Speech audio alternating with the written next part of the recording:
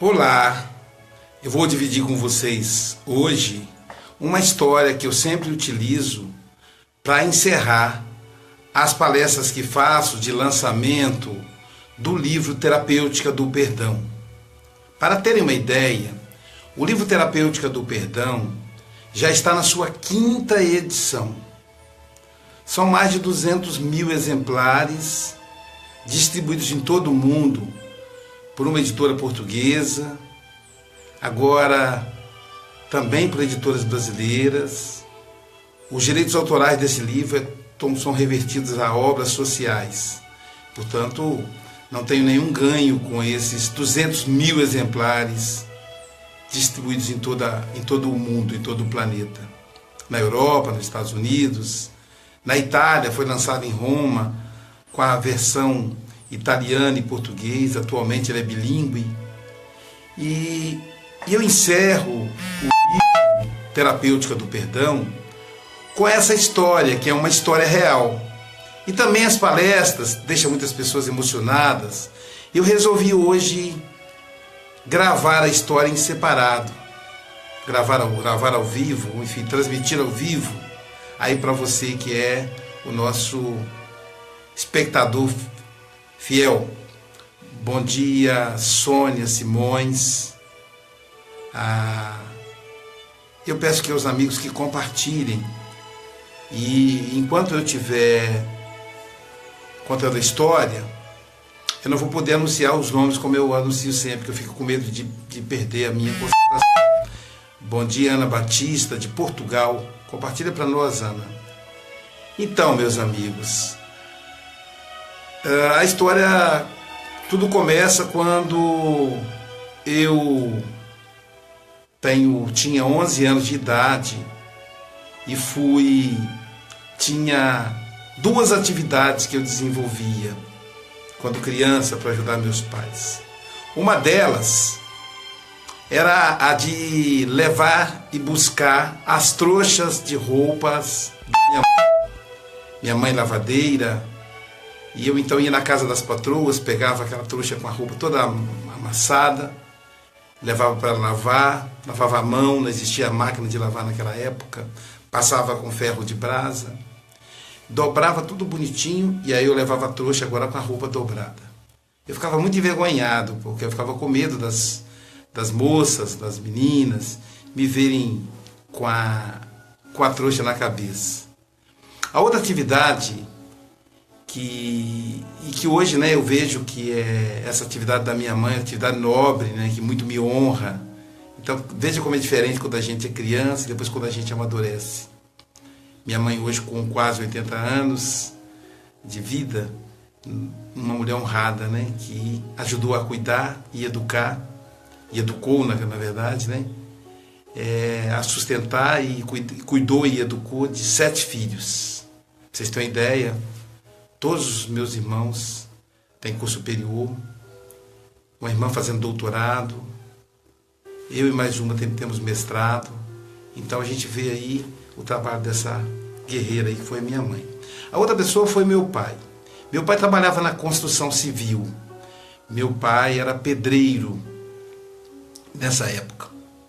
E vale lembrar que o trabalho de pedreiro na construção civil na época não é como acontece hoje, que tem as máquinas, as betoneiras, os andaimes feitos de ferro. Na época era tudo muito feito à mão. A maceira, o concreto, era virado na enxada. Os buracos eram cavados com picaretas, enxadões, cavadeiras. Tudo muito rudimentar. Meu pai tinha um ajudante de pedreiro. Este ajudante de pedreiro, o pai gostava muito dele, primeiro porque ele era muito forte. As mãos dele eram grandes. Então ele virava maceira e ele dava conta do serviço do pai e ainda ficava brincando. Mas ele tinha uma característica, ele era muito machista.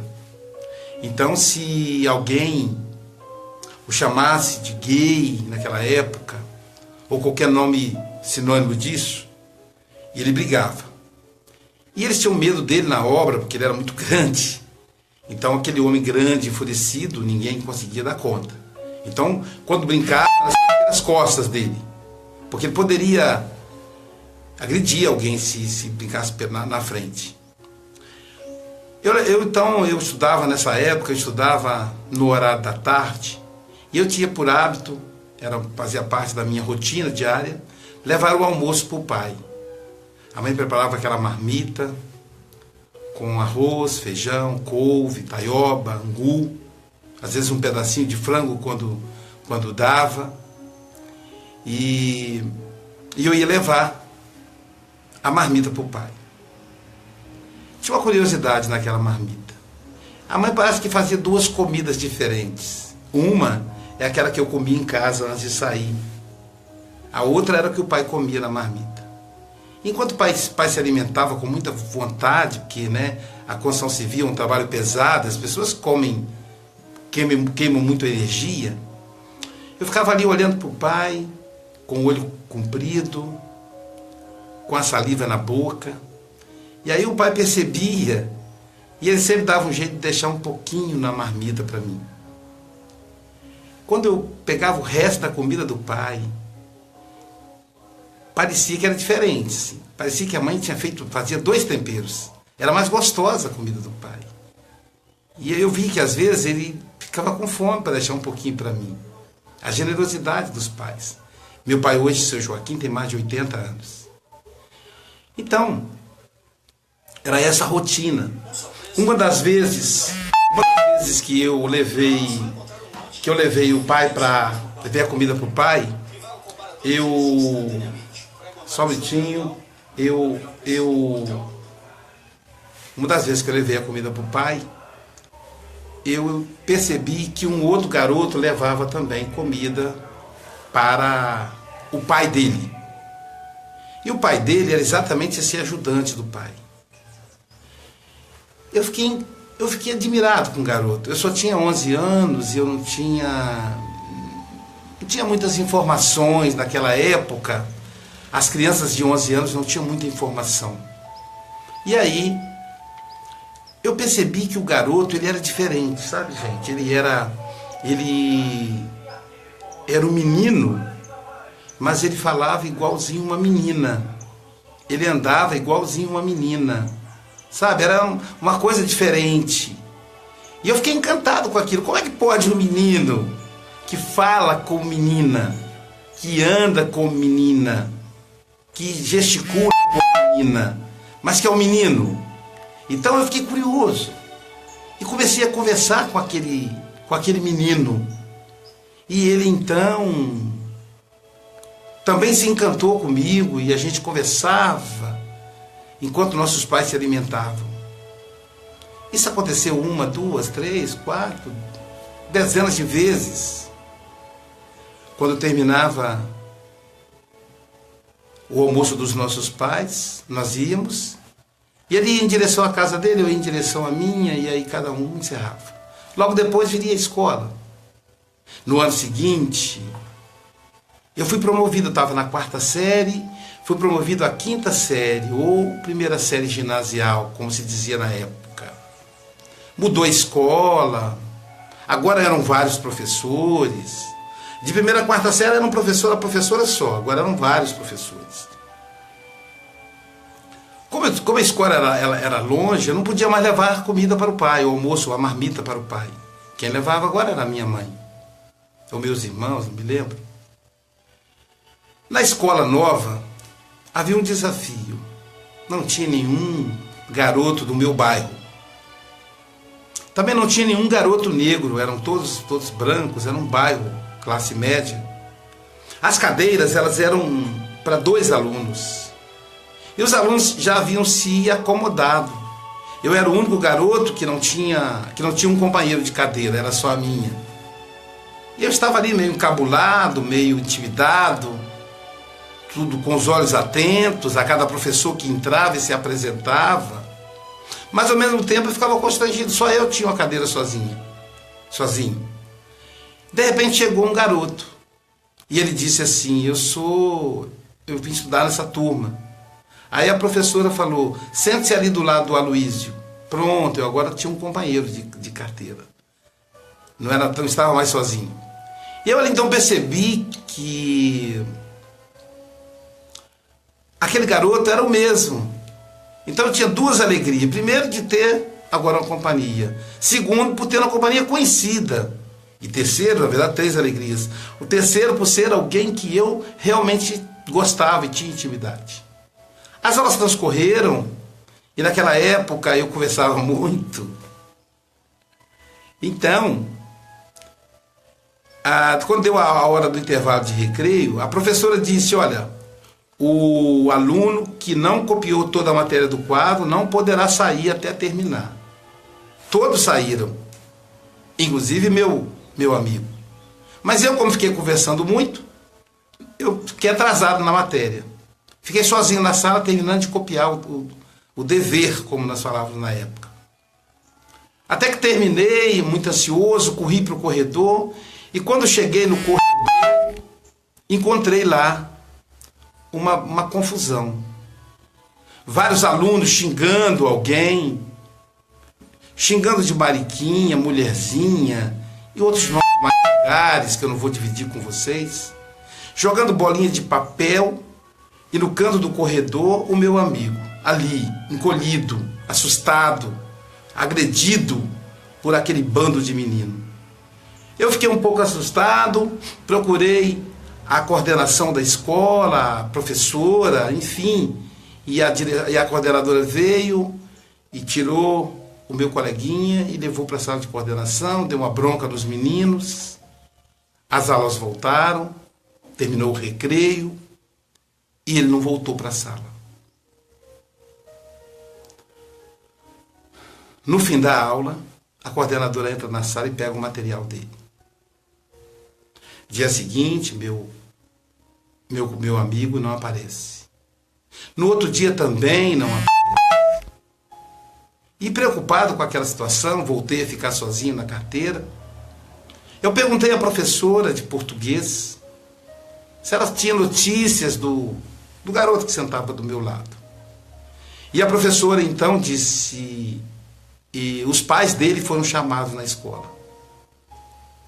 Então foi feita a transferência, porque ele estava atrapalhando o bom andamento da escola. Ele estava atrapalhando o bom andamento da escola. Vejam como eram as coisas naquele tempo.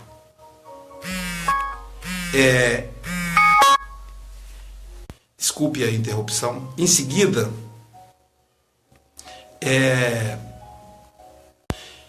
desculpe a interrupção de alguém que está telefonando para mim, não deve estar no Facebook, por estar telefonando. Eu estou gravando pelo smartphone, né? Então tem esse desconforto. Então, aquele colega não apareceu mais na escola. E eu confesso a vocês que nunca mais o vi. Ficou aquela lembrança, sabe? Aquela lembrança daquele menino diferente. Daquele menino que gostava de mim, mas que eu gostava também dele. E o tempo passou. Passaram-se os anos. E bem mais tarde, ali pelos idos de 2008, quando eu já estava com 40 anos, 43, 44 anos, lançava o livro A Terapêutica do Perdão, na sua primeira edição, em uma cidade do Rio de Janeiro, numa palestra para 800 pessoas. Ao final da palestra, todos muito empolgados, aplaudiram. E veio o momento então das dedicatórias, dos autógrafos. As pessoas fizeram filas. E ele tinha capa azul, Terapêutica do Perdão naquela época. Agora dá para vocês verem ali perto da foto do Freud, a capa vermelha, tá vendo? Aquela capa vermelha é o livro Terapêutica do Perdão. Então, eu sempre pergunto à pessoa para quem, aí a pessoa dá o nome para eu fazer a dedicatória. Ali estava um senhor de cabelo branco, alto, forte, mas já envelhecido. E eu perguntei a ele para quem. Antes de dizer o nome, ele colocou a mão dele em cima da minha e olhando no fundo dos meus olhos, disse assim: como está o seu Joaquim? Como está a dona Alice? são meus pais. Aí eu pensei, puxa, ele conhece os meus pais.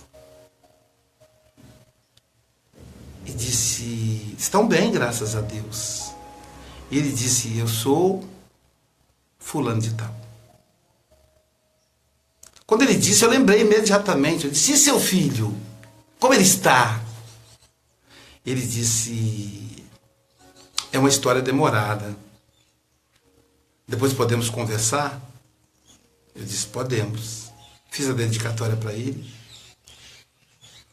E depois fomos conversar. Tanto que essa história não aparece na primeira edição.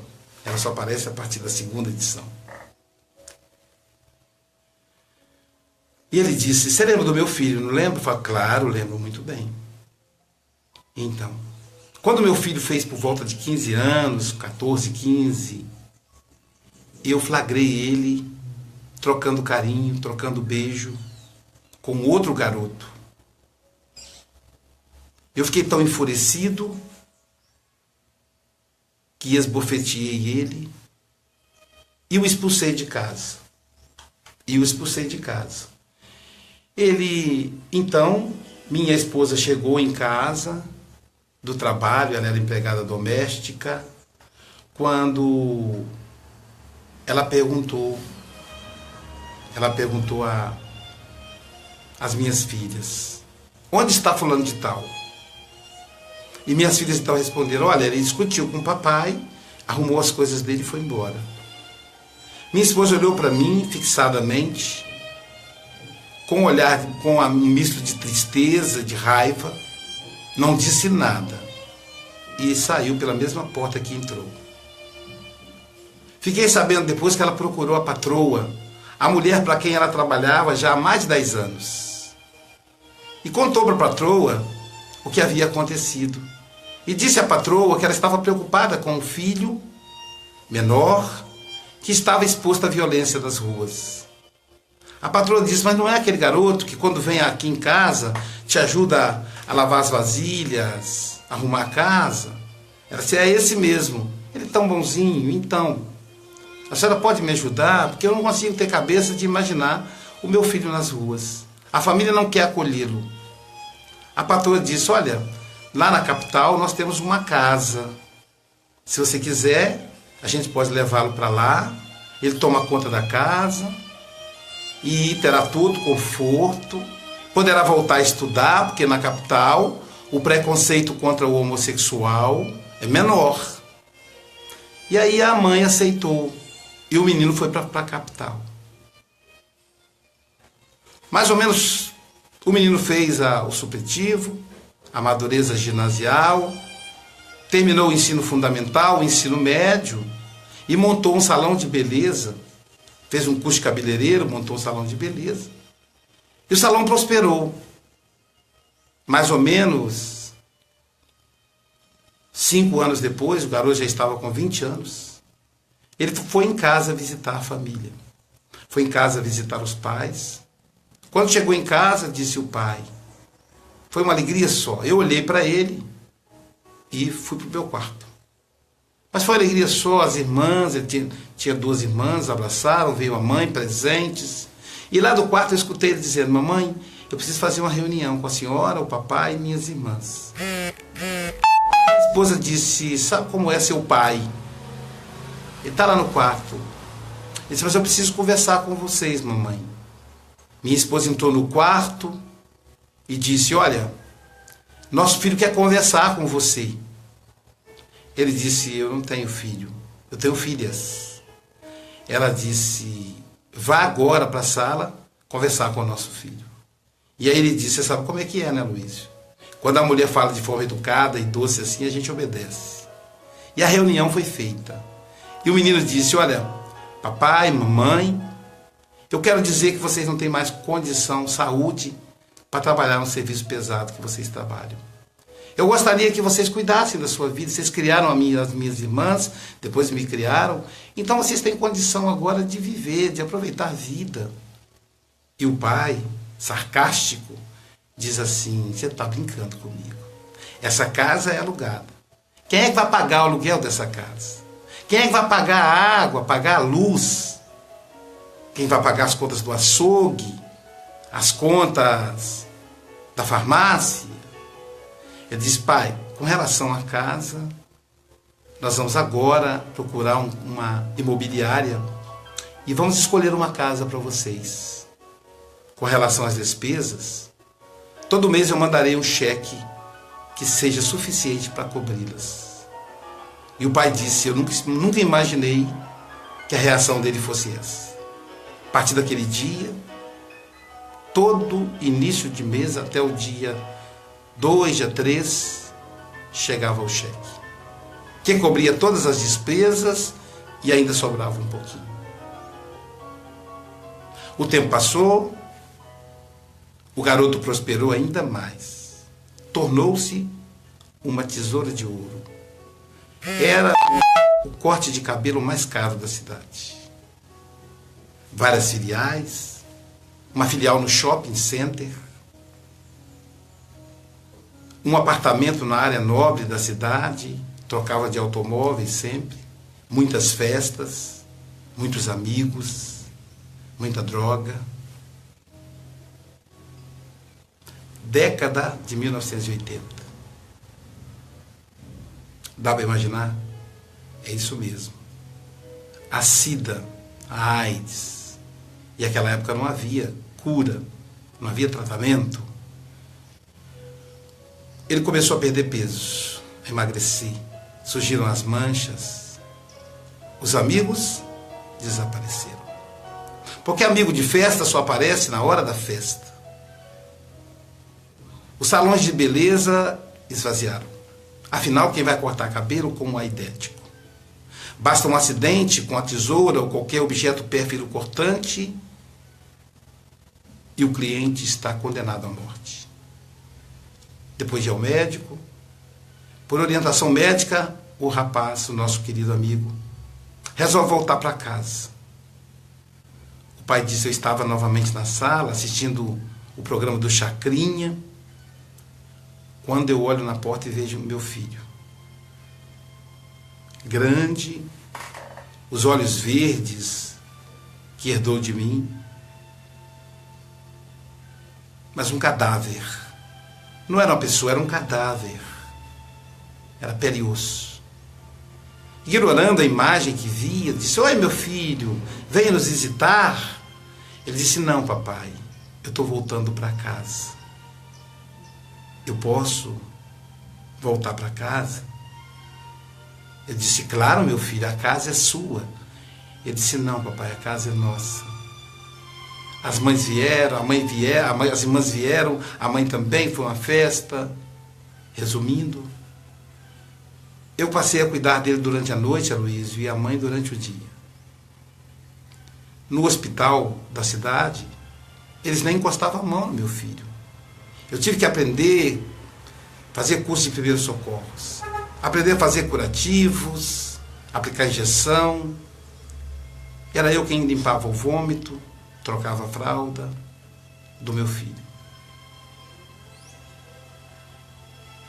Foram quase um ano de muita luta. Eu fiquei com sono leve.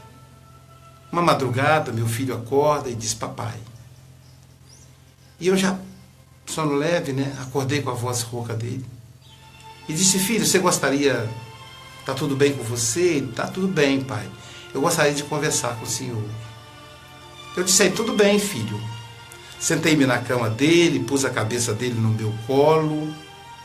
E ele... Eu disse: o que é que está te incomodando, meu filho? Ele disse: papai, eu quero lhe pedir perdão. Eu disse: perdão por quê, meu filho? Ele disse: perdão, porque eu fiquei imaginando, pai. O senhor teve 2 filhas. Quando a mamãe ficou grávida de mim, o senhor ficou torcendo que fosse um menino. E aí veio o menino. E o senhor pensou: nossa, um homem, um macho como eu. E veio eu, papai. Veio eu para decepcionar o senhor. Por isso, papai, me perdoe. Me perdoe por decepcioná-lo. E ele disse: perdoar. Ele disse: perdoar por quê, meu filho?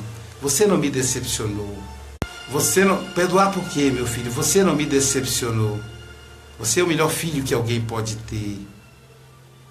Você é homem. Você honrou sua família. Isso é ser homem. Ser homem não é pegar mulher, é honrar a família, é ser honesto. E você foi, e você é. Por isso, meu filho, eu não tenho que perdoar. Perdoe você mesmo, porque eu não tenho mágoa. Eu só tenho gratidão a você. E meu coração batia forte, dizia o pai. Eu disse, mas meu filho, eu preciso conversar com você. Eu é quem preciso lhe pedir perdão. Meu filho, me perdoe. E o menino disse, perdoar por quê, pai? Eu disse, perdão. Eu quero pedir perdão, papai. Só um minutinho. Eu quero pedir perdão, papai.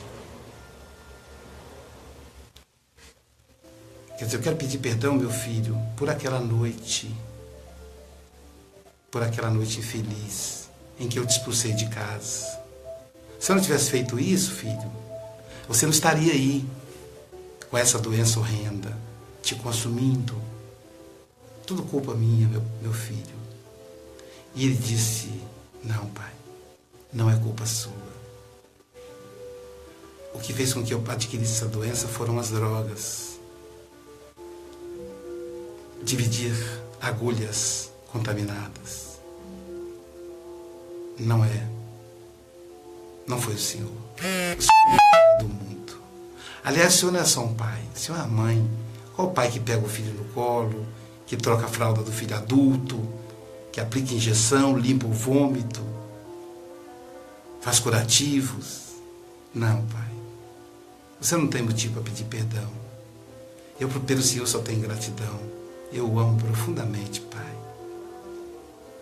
Eu amo a minha mãe também. Diga para ela isso. E aí eu disse a ele, diga você mesmo, meu filho. E ele disse, não vai dar tempo. E aí, Aloísio, o meu filho, fechou os olhos. A única coisa que parecia viva. Pôs a mão no peito dele e o coração parou de bater. A mãe invadiu o quarto assustada, disse, meu filho, o que foi que aconteceu? E eu disse, ele se foi, meu amor, e disse que te ama muito. Nós dois abraçamos o corpo do nosso filho morto e viramos amanhã. De manhã, nossa filha mais velha nos tirou da cena e providenciou o funeral. Eu procurei um sacerdote da religião que eu frequentava à época e perguntei-lhe, e meu filho foi para o céu? Ele disse, não, o seu filho não foi para o céu. O seu filho era homossexual. E o sodomita, o homossexual, ele vai para o inferno. Eu disse, mas meu filho era um bom homem, um bom menino. Mas infelizmente, por ele ser homossexual, ele vai para o inferno. Eu fiquei tão desanimado, aborrecido com Deus, que eu parei de comer. Enfraqueci-me, e então fui internado. Enfraqueci-me e fui internado em um hospital.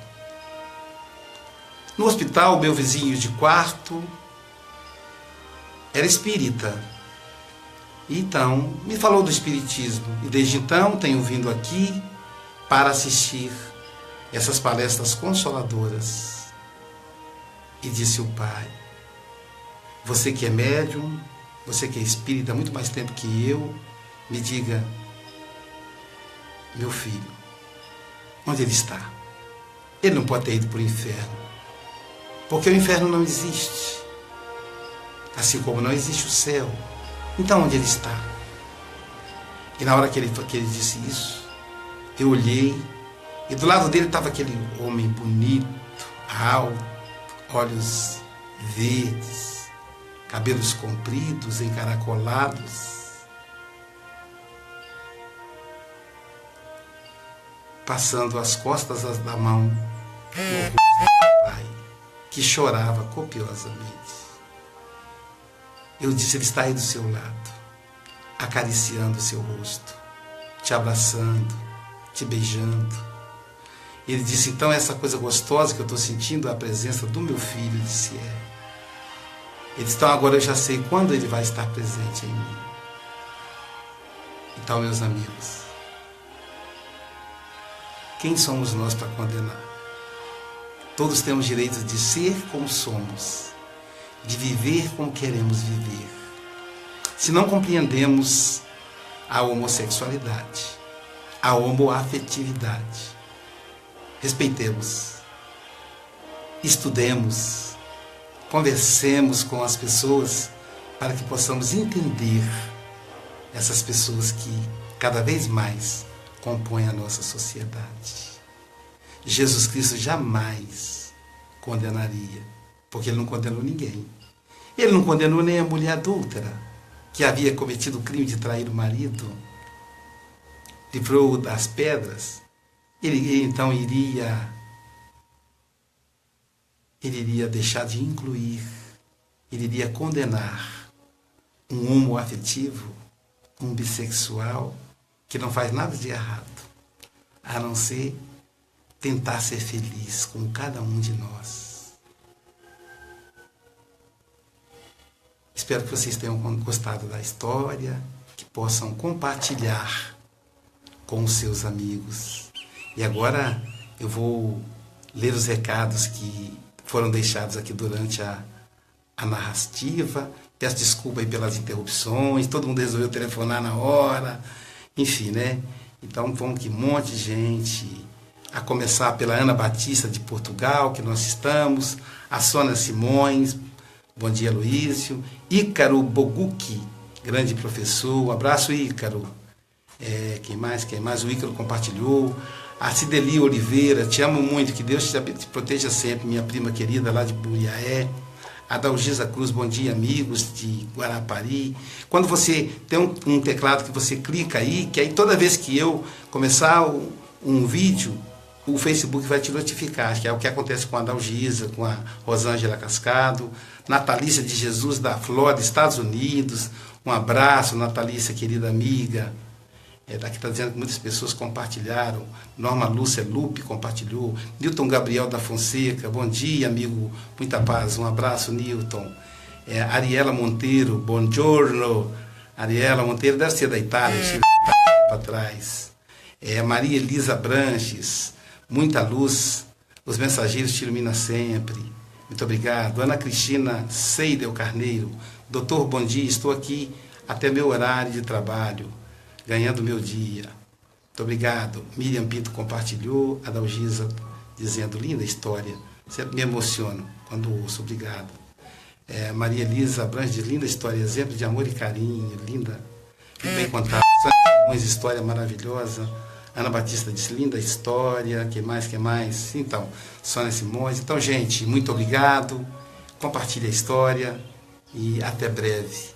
Fiquem com Deus.